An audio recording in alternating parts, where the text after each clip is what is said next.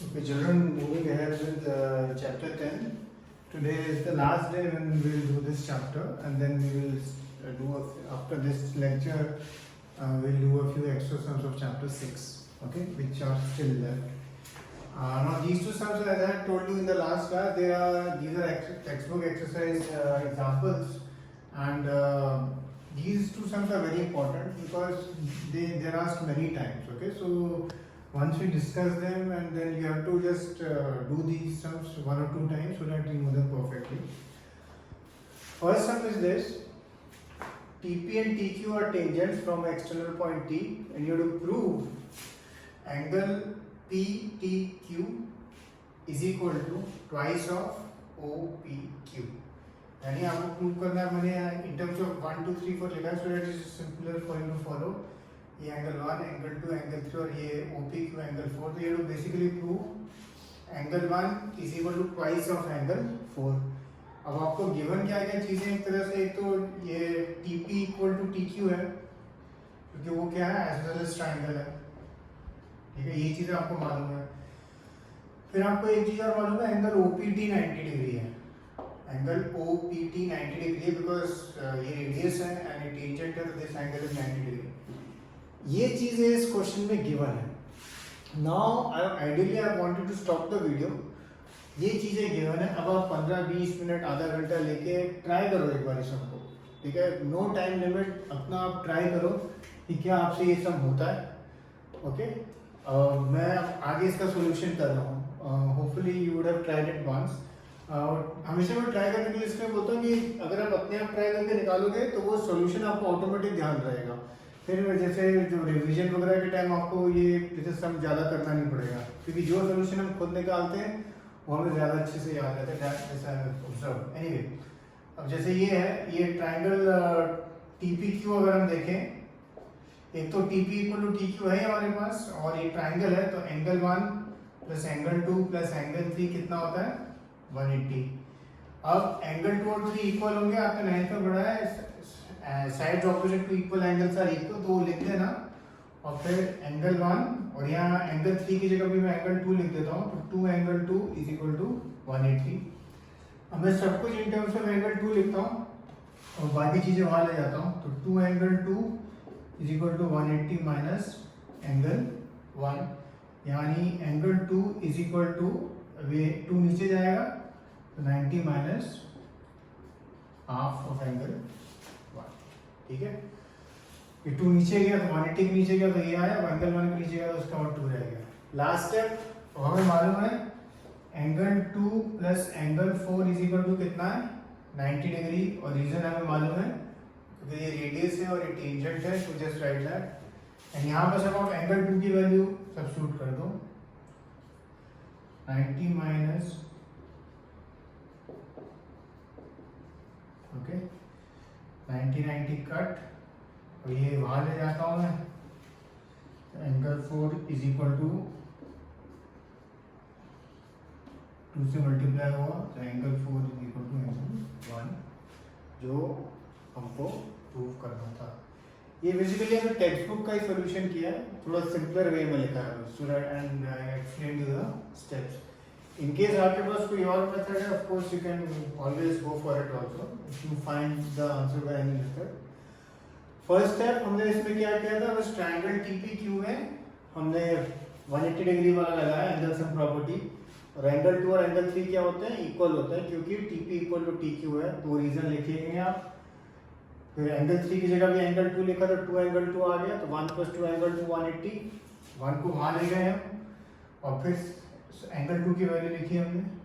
और last step, अब हमें मालूम है एंगल 2 प्लस एंगल 4 कितना होता है, 90 डिग्री. और फिर एंगल 2 की जगह हम ये वैल्यू डाल देते हैं, एंड हमारा सम.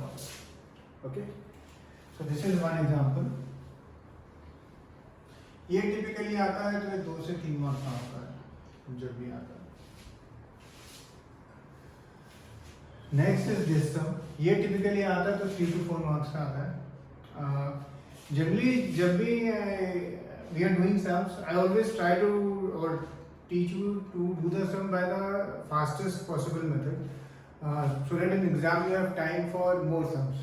Now this sum, इसका अगर आप सॉल्यूशन देखेंगे टेक्स्ट बुक में कुछ चीज़ें हैं जो समझ नहीं आती हैं, कुछ चीज़ें हैं जो इनकम्प्लीट हैं। पहले हल्का सा क्वेश्चन देखते हैं, इसलिए फिर ये सब मैं हल्का सा लंबे मेथड से आपको सिखाऊंगा।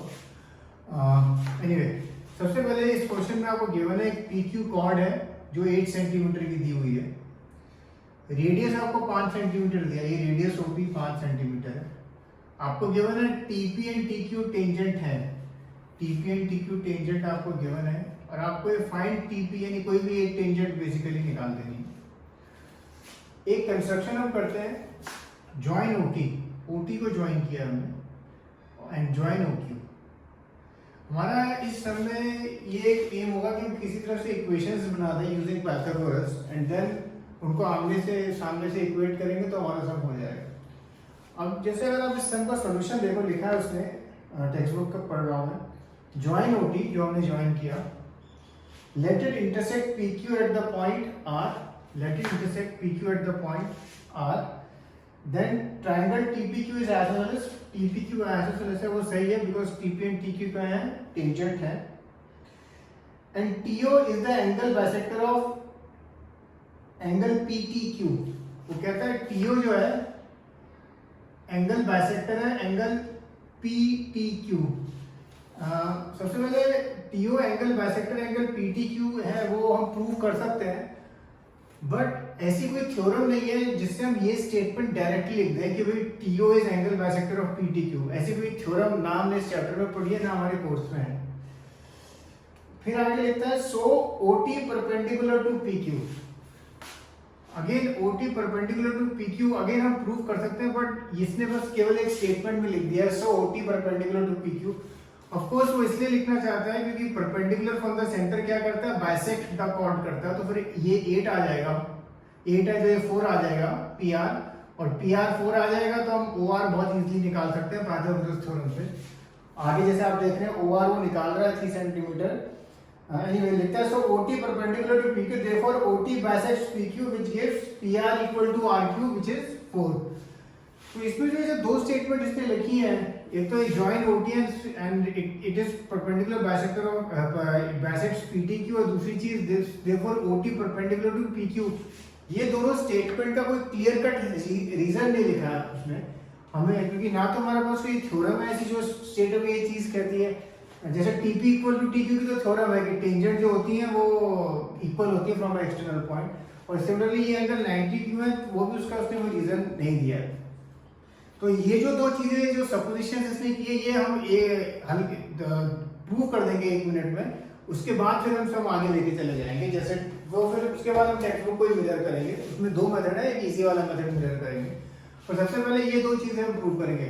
अच्छा 9th में अगर आपको याद हो आपने एक सम किया था, ये काइट वाला सम था, चैप्टर 7 में था, और इसमें आपको ये प्रूव करना था कि ये परपेंडिकुलर बाइसेक्टर है, ये लाइन इसकी परपेंडिकुलर बाइसेक्टर है।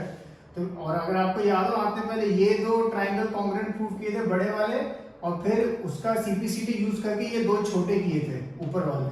9th में चैप्टर 7 में ये सम था, तो इसमें भी मोरलेस एक वही स्टेप करेंगे।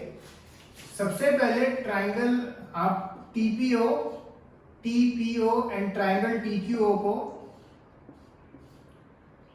आप कॉन्ग्रुएंट शो कर देना, और बहुत इजी है। TP एंड TQ क्या है, टेंजेंट्स है, TO कॉमन है, एंड OP और OQ क्या है, रेडियस है। तो TPO एंड TQO ये आपके सीधे SSS से कॉन्ग्रुएंट हो जाएंगे, ठीक है, सीधा आपके SSS से कॉन्ग्रुएंट हो जाएंगे। और जब ये कॉन्ग्रुएंट हो जाएंगे तब आप लिख सकते हैं, ये सपोज ऊपर वाला एंगल 1 लिखा मैंने, इसको 2 लिखा, अब बाय CPCT एंगल 1 और 2 इक्वल हो जाएंगे। By CPCT angle 1 equal to angle 2, ये ऊपर वाले एंगल, ठीक है। और उसके बाद आप triangle POQ and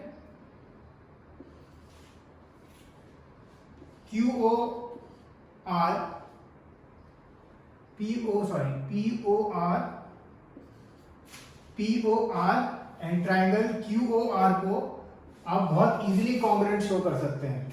triangle POR and triangle QOR OP और OQ क्या है, radius, angle 1 equal to angle 2 by CPCT, and OR common है।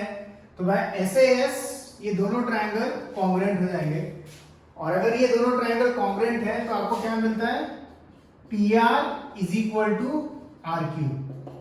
PR is equal to RQ यानी PR आपको कितना मिल गया, 4 सेंटीमीटर। और इसके बाद आप एक चीज और लिख सकते हैं, we know perpendicular from the center bisects the chord, therefore OR is perpendicular to PQ। ठीक है, OR is perpendicular to PQ। ये perpendicular लिखने का एक तरीका और है कि वो लंबा मेथड है, तो डायरेक्टली ये वाला मेथड बेटर है कि we know perpendicular from the center bisects the chord, and ये bisect हो रहा है, therefore OR perpendicular to PQ। दूसरा मेथड ये है, बाय सिंप्लिसिटी ये वाले जो एंगल है ना, ये वाले एंगल भी इक्वल है, तो आप दिस प्लस दिस 180 लिख सकते हो, स्ट्रेट लाइन है तो भी वो 90 आता है। तो ये जो दो स्टेप हमने ऐड किए हैं, ये वाला एक TPO एंड TQO एंड एक POR एंड QOR, ये हमने स्टेप इसलिए ऐड किए हैं क्योंकि जो टेक्स्ट बुक में किया हुआ है उसका कोई क्लियर एक्सप्लेनेशन नहीं है। ओके, एनीवे जब ये हो जाएगा तो अभी आप अपनी नोटबुक में ये स्टेप्स लिख देना। ठीक है, पहले इसको करेंगे तो उससे एंगल 1 इक्वल टू एंगल 2 मिलेगा, फिर इससे करेंगे तो आपको PR मिल जाएगा 4 सेंटीमीटर, और ये OR परपेंडिकुलर टू PQ मिल जाएगा। अब OR परपेंडिकुलर टू PQ है, अब हम टेक्स्ट बुक को मिरर कर रहे हैं मोर और लेस। अब ट्रायंगल POR में सपोज आप काम करो, ट्रायंगल POR में सीधा पाइथागोरस थ्योरम लगाओगे तो आपको OR मिल जाएगा which is 3 centimetre.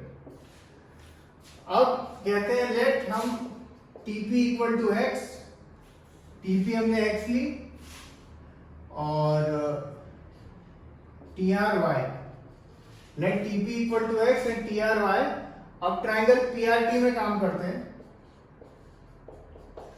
Triangle PRT में अगर आप देखो एंगल PRT 90 है, एंगल PRT क्या है, 90 है, और इसमें आप पाइथागोरस थ्योरम बस लगाएंगे, PRT ये हाइपोटेन्यूज हुई PT आपकी, वो मैंने x लिया तो x square is equal to PR 4 है, 4 का स्क्वायर 16, TRY लिया मैंने तो y स्क्वायर, ये एक इक्वेशन आई। सिमिलरली अब मैं काम करता हूं ट्रायंगल OPT में, OPT में ये एंगल 90 डिग्री है, तो वो वहां से आप एंगल OPT कितना है, 90 डिग्री, तो अगेन पाइथागोरस लगाएंगे हम, पाइथागोरस लगाएंगे तो ये आपकी हाइपोटेन्यूज है OT, और OT किसका बनता है, TR जो y है एंड OR जो 3 है। तो ये ध्यान रखना, ये y प्लस 3 होल स्क्वायर, तो ये a plus b whole square, तो यहाँ 3 टर्म आएंगे, ये ध्यान रखना, यहाँ मिस्टेक मत करना। तो TO square is equal to again TP square plus OP square, TP तो x स्क्वायर है ही, एंड OP हमारे पास है 45। अब ये दो इक्वेशन हमारी बन गई। अब आपका सिस्टम 2 मिनट में हो जाएगा, आपको बस इनको इक्वेट करना है। आप इजी चाहे तो x स्क्वायर की जो ये वैल्यू है ये आप सीधा यहाँ लिख दोगे तो सारी equation in terms of y आ जाएगी, और फिर एक बार y आ जाएगा तो आपके पास x भी आ जाएगा।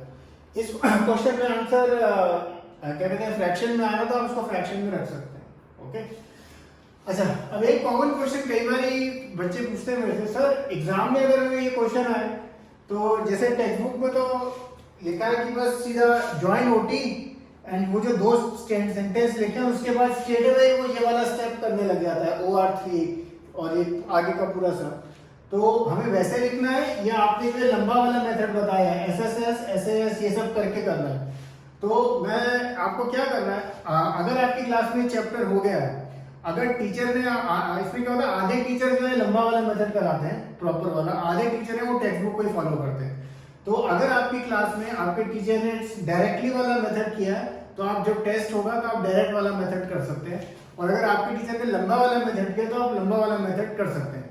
मैं पर एक चाहता हूँ एक बार ये आप लंबा वाला मेथड अपनी नोटबुक में लिख लें, जिससे आपके पास ये डेटा हो। ये शॉर्ट वाला मेथड की लाइंस तो ऑलरेडी है टेक्स्ट बुक में, तो एक बार आप लिख लो लंबा वाला मेथड, बट एग्जाम में आप वो चीज लिखना जो आपके स्कूल वाले टीचर ने कराई। अगर स्कूल वाले टीचर ने लंबा मेथड कराया तो लंबा करना, स्कूल वाले टीचर ने शॉर्ट वाला मेथड कराया तो शॉर्ट वाला करना। Okay, cheers.